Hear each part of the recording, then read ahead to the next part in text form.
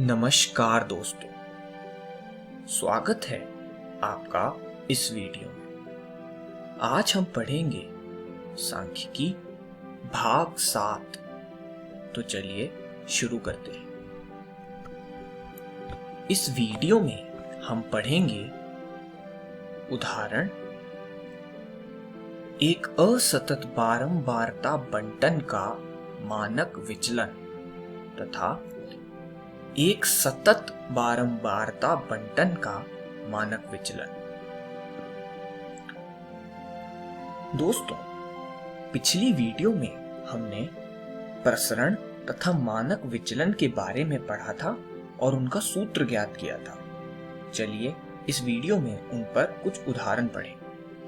तो पहला उदाहरण है, निम्नलिखित आंकड़ों के लिए प्रसरण व मानक विचलन ज्ञात कीजिए। तो आंकड़े हैं 6, 8, 10, 12, 14, 16, 18, 20, 22 और 24। चलिए इनका हल देख लें। तो दोस्तों, दिए गए आंकड़ों को निम्नलिखित प्रकार से सारणी में लिख सकते हैं। सबसे पहले माध्य को पद विचलन विधि द्वारा 14 को कल्पित माध्य लेकर ज्ञात किया गया है। दोस्तों, माध्य को हम स्टेप डिविएशन मेथड से निकालेंगे और यहाँ कल्पित माध्य 14 है। तो कल्पित माध्य को निकालने का तरीका वही है, यानी सारे आंकड़ों का योग कर दीजिए और उन्हें आंकड़ों की संख्या से विभाजित कर दीजिए। तो यहाँ जो भी आंकड़े हैं यानी 6, 8, 10 इत्यादि, इन सब का योग को आप 10 से विभाजित कर दीजिए तो वह 14 आएगा। उसे हम यहाँ कल्पित माध्य कहेंगे। और यहाँ प्रेक्षणों की संख्या n बराबर 10 है क्योंकि 10 प्रेक्षण है। तो चलिए अब सारणी देख लेते हैं। तो दोस्तों, सारणी हमारे पास कुछ इस प्रकार आ गई। अब उसी प्रकार जैसे हमने पहले के उदाहरण किए हैं, यहाँ पहला कॉलम यानी xi हम प्रश्न से ही लेंगे, सारे आंकड़े प्रश्न से उठा लेंगे। अब दूसरा कॉलम di बराबर xi माइनस 14/2। हमने पिछली वीडियो में पढ़ा है कि प्रसरण के लिए एक नया चर di आवश्यक होता है, तो इसीलिए हम दूसरा कॉलम di का बनाएंगे और di निकालने के लिए हम xi में से कल्पित माध्य जो कि 14 आया था उसको हम विभाजित करते हैं h से, जहां h की वैल्यू 2 है। h यानी सारे आंकड़ों के बीच में कितना गैप है, तो 6, 8, 10 इन सब के बीच में 2 का गैप है। और अंत में di का योग लिख दिया। तो सारे di वाले आंकड़ों को हमने जोड़ा और अंत में उनका योग कर लिया जो कि 5 आया।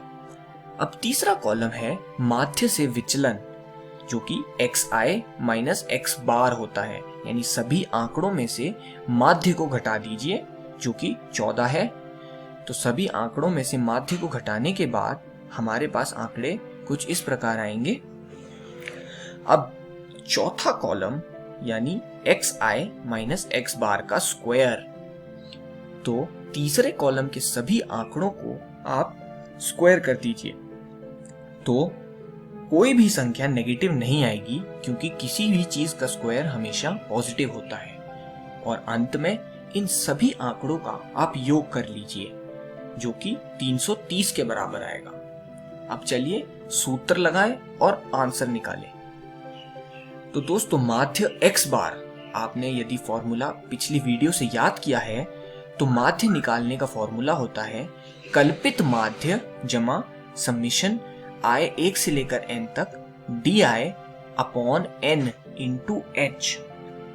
तो दोस्तों, यहाँ कल्पित माध्य है 14 जमा 5/10 इंटू 2, तो यह आ गया 15। तो दोस्तों, आप बहुत ही ध्यान दीजिए कि प्रसरण के केस में कल्पित माध्य और माध्य 2 अलग अलग चीजें होती हैं।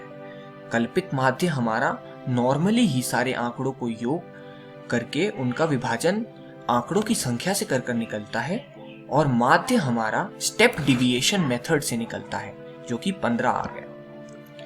अब प्रसरण यानी सिग्मा स्क्वायर का सूत्र लगाते हैं, वह होगा 1/n समेशन i 1 से लेकर 10 तक xi माइनस x बार का स्क्वायर। तो सारे आंकड़े हमें पता है, केवल वैल्यूज डालनी है, तो यह आ जाएगा 1/10 इंटू 330 जो कि 33 के बराबर है। अब बहुत ही सरल है कि मानक विचलन मैंने आपको जैसे बताया था, निकालने के लिए आप प्रसरण वाली संख्या का स्क्वायर रूट कर दीजिए। तो प्रसरण का स्क्वायर रूट यानी रूट 33 बराबर है 5.74 के। तो दोस्तों इस प्रकार हमने माध्य, प्रसरण तथा मानक विचलन निकाल लिया। अब पढ़ते हैं एक असतत बारंबारता बंटन का माध्य विचलन यानी standard deviation of a discrete frequency distribution. तो दोस्तों मान लें कि दिया गया असतत बारंबारता बंटन है x बराबर x1, x2, x3 up to xn और बारंबारताएं बराबर f1, f2, f3, fn तक। तो यहां पर मानक विचलन यानी सिग्मा का सूत्र हुआ रूट 1/n समेशन i 1 से लेकर n तक xi माइनस x बार का स्क्वायर, जहां कैपिटल N बराबर है सारी बारंबारताओं का योग। निम्नलिखित आंकड़ों के लिए प्रसरण व मानक विचलन ज्ञात कीजिए। तो आंकड़े हमारे पास हैं xi और fi। तो हल देख लें। आंकड़ों को सारणी के रूप में लिखने पर हम निम्नलिखित सारणी प्राप्त करते हैं। तो सारणी है कुछ इस प्रकार। तो चलिए अब ध्यान से समझें। तो यहाँ पहला कॉलम वैसे ही होगा जो प्रश्न में है यानी xi का।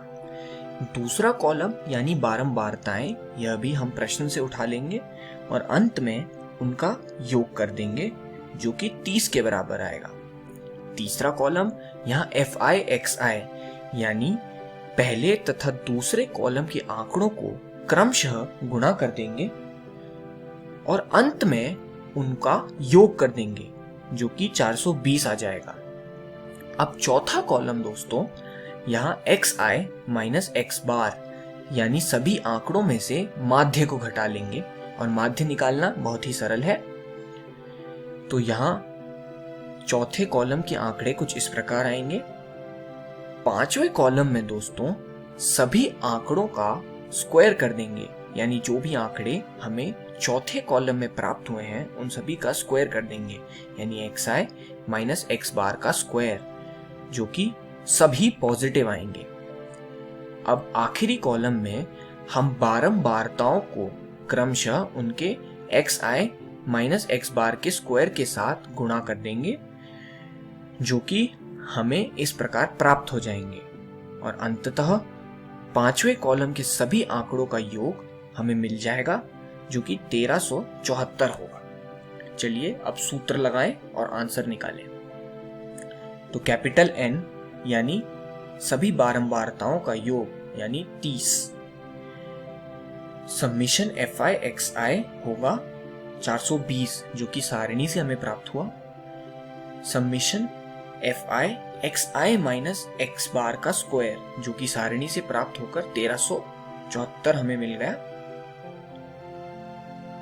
अब माध्य निकालें।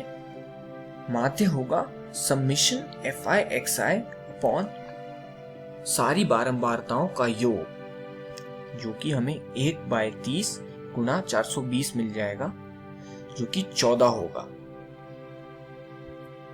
अब प्रसरण का सूत्र लगाएं यानी सिग्मा स्क्वायर जो कि 1/n समेशन i 1 से लेकर 7 तक fi xi माइनस x बार का स्क्वायर। अब केवल वैल्यूज पुट करनी है तो 1/30 गुना 1374 जो कि हमें 45.8 मिल गया।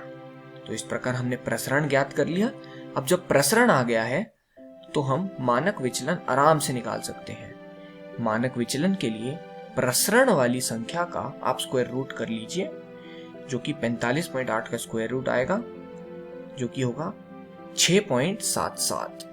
इस प्रकार हमने x बार, सिग्मा स्क्वायर और सिग्मा निकाल लिया। अब दोस्तों पढ़ते हैं एक सतत बारंबारता बंटन का माध्य विचलन। दोस्तों दिए गए सतत बारंबारता बंटन के सभी वर्गों के मध्य मान लेकर उसे असतत बारंबारता बंटन में निरूपित कर सकते हैं। इसका तात्पर्य यह है कि हमें पता है कि सतत बारंबारता बंटन में आंकड़े दो श्रृंखलाओं के बीच में होते हैं। तो दोस्तों हम उसे डिस्क्रीट फ्रीक्वेंसी डिस्ट्रीब्यूशन में उसका मध्य बिंदु लेकर xi में कन्वर्ट कर सकते हैं। तब असतत बारंबारता बंटन के लिए अपनाई गई विधि द्वारा हम मानक विचलन यानी स्टैंडर्ड डेविएशन निकाल सकते हैं।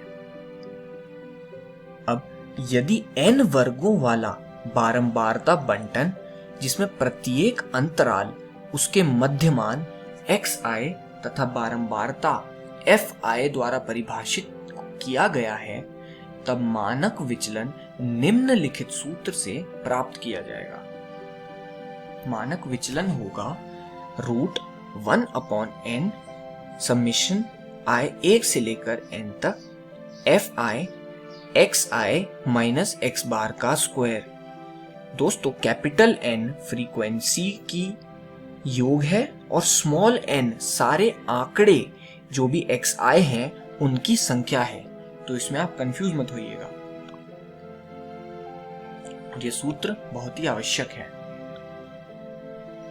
जहां x बार बंटन का माध्य है और कैपिटल N सारी फ्रीक्वेंसीज का योग है। अब मानक विचलन के लिए एक अन्य सूत्र पढ़ते हैं और वह सूत्र है sigma 1/n under the root n into i 1 से लेकर n तक fi xi का square minus summation i equal to 1 से लेकर n तक fi xi का होल स्क्वायर। दोस्तों यह सूत्र आप हमेशा लगा सकते हैं और यह याद करना अति आवश्यक है। तो इसे याद करने के लिए आप एक ट्रिक समझें कि सारी फ्रीक्वेंसीज के योग को हम गुणा करेंगे fi xi के स्क्वायर से और उसे घटाएंगे fi गुणा xi के होल स्क्वायर से। इस प्रकार आपको याद करना आसान हो जाएगा। इस वीडियो में हमने सीखा उदाहरण, एक असतत बारंबारता बंटन का मानक विचलन और एक सतत बारंबारता बंटन का मानक विचलन। अगली वीडियो में हम पढ़ेंगे उदाहरण, प्रसरण व मानक विचलन ज्ञात करने के लिए लघु विधि। धन्यवाद दोस्तों।